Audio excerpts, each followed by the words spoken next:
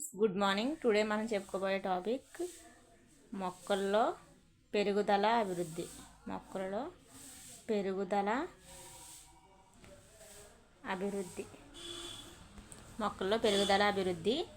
ఒక జీవి దాని భాగాలు లేదా ఒక విడి కణం అనేది పరిమాణంలో జరిగే అనుత్క్రమణీయ శాశ్వత పెంపునే మనం ఏమంటామంటే పెరుగుదల అంటారు. అంటే ఒక జీవి లేదా దాని భాగాలు లేదా ఒక విడి కణం పరిమాణంలో జరిగే అనుత్క్రమణీయ శాశ్వత పెంపుని ఏమంటాము? పెరుగుదల అంటాము. పెరుగుదల అంటాం. నెక్స్ట్ పత్ర వ్యాకోచాన్ని ఏమని అంటారు? పెరుగుదల అంటే ఫస్ట్ చిన్న పత్రంలో ఉన్న పత్రం కొంచెం పెద్దగా వ్యాకోచం చెందింది. దానికి కారణం ఏంటి? పెరుగుదల. నెక్స్ట్ మొక్కలు జీవించినంతకాలం పెరుగుదల అనిశ్చితంగా కొనసాగించే శక్తిని కలిగి ఉంటాయి.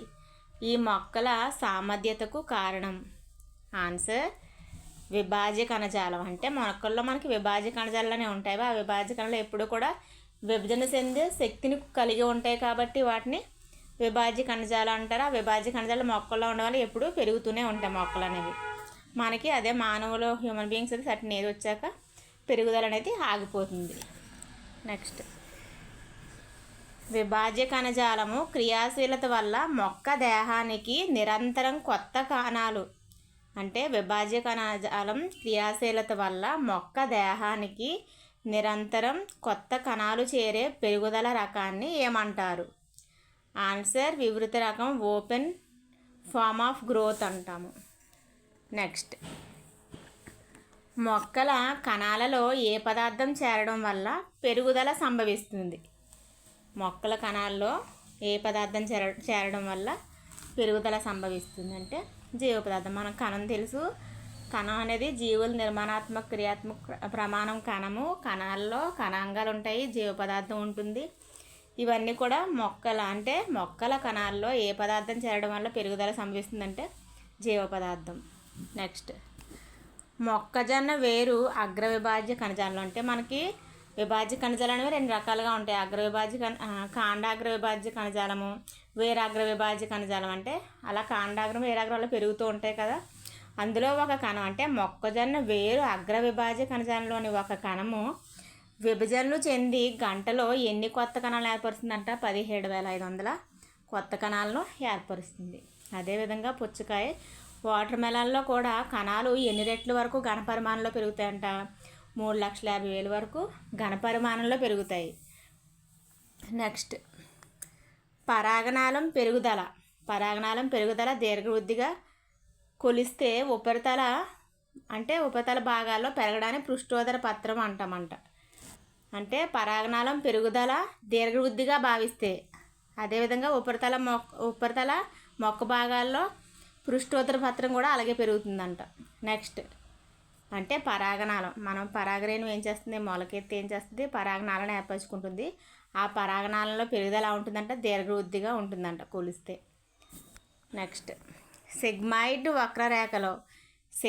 వక్రరేఖలో కనిపించే దశలను సహజ వాతావరణంలో పెరిగే జీవుల ప్రధాన లక్షణంగా చెప్పవచ్చు.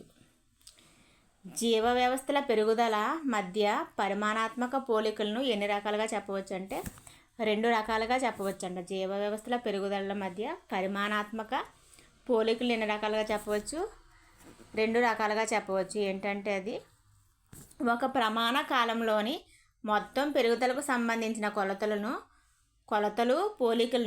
ఒక ప్రమాణ కాలంలోని మొత్తం పెరుగుదలకు సంబంధించిన పోలికలను పరమ లేదా సంపూర్ణ పెరుగుదల రేటు అంటారు. అదేవిధంగా ప్రారంభ పరిమాణం శాతంగా ఒక ప్రమాణ కాలంలో ఇచ్చిన వ్యవస్థ పెరుగుదల. సాపేక్ష పెరుగుదల రేటు ఒక ప్రమాణ కాలంలోని పెరుగుదల బై సాపేక్ష పెరుగుదల రేటు రిలేటివ్ గ్రోత్ రేటు ఒక ప్రమాణ కాలంలోని పెరుగుదల బై ప్రారంభ పరిమాణము ఇంటూ 100. నెక్స్ట్ మొక్కలు విభజన శక్తిని కోల్పోయి విభేదనం చెందిన సజీవ కణాలు కొన్ని పరిస్థితుల్లో తిరిగి విభజన శక్తిని సంపాదించుకుంటాయి.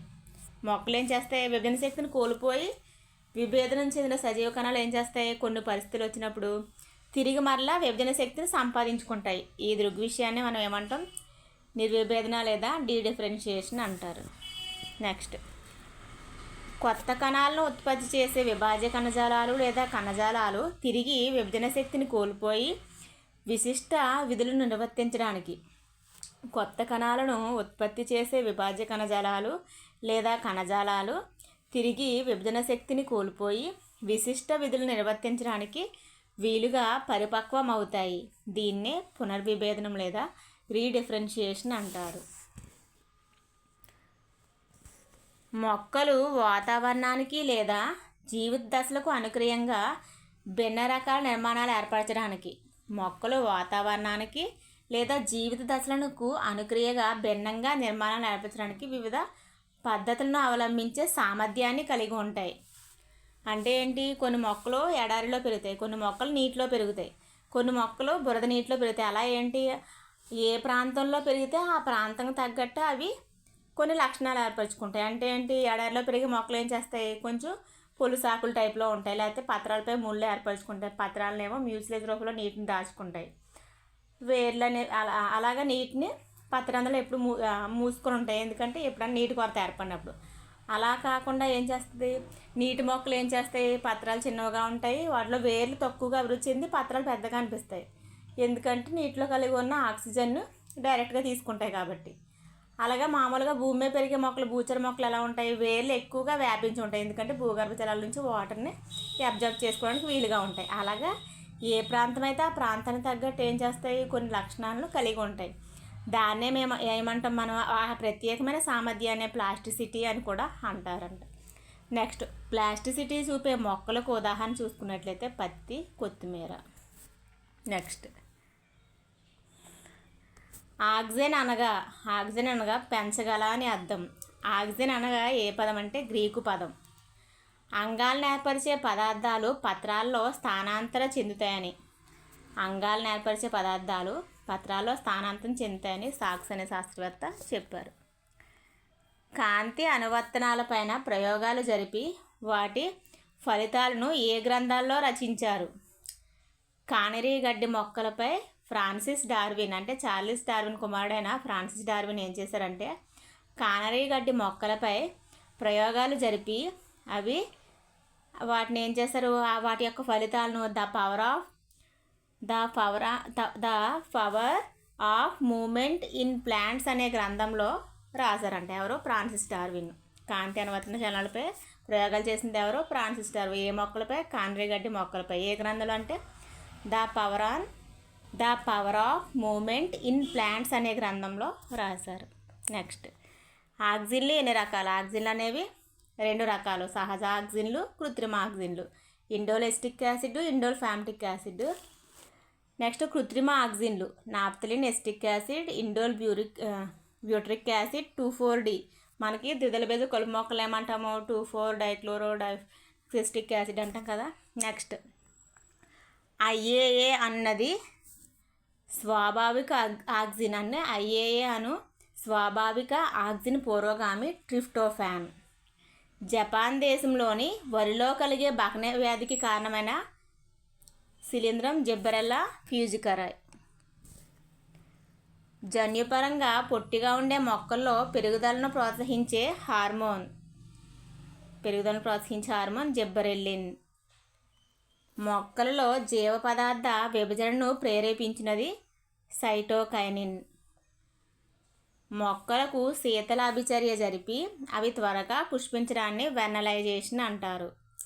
టమాటా అనేది ఎరుపు రంగులో ఉండటకు కారణము లైకోపీన్. అదేవిధంగా పత్రాలు పసుపు రంగులో మారడానికి కూడా యాంథోసైనిన్ కారణము.